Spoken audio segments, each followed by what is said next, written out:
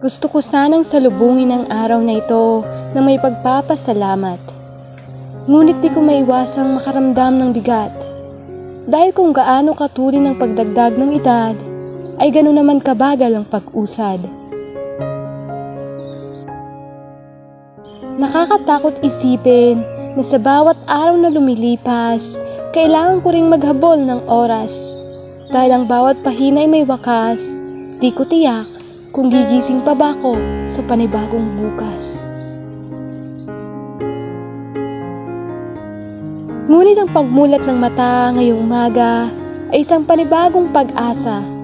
Napagtanto kong kailanman ay hindi ko dapat kinukumpara ang sarili sa iba dahil may kaibahan ang ako at siya. Ang buhay sa mundo ay hindi naman talaga paligsahan. Walang nasa unahan at nasa hulihan.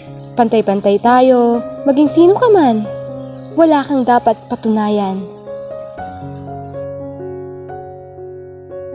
Kaya kung mahiling man ako ngayon at sa mga susunod pang 14 ng Oktubre, hangad ko lang ay kasiyahan sa sarili, kapayapaan sa isip at naway ang puso'y laging kampante.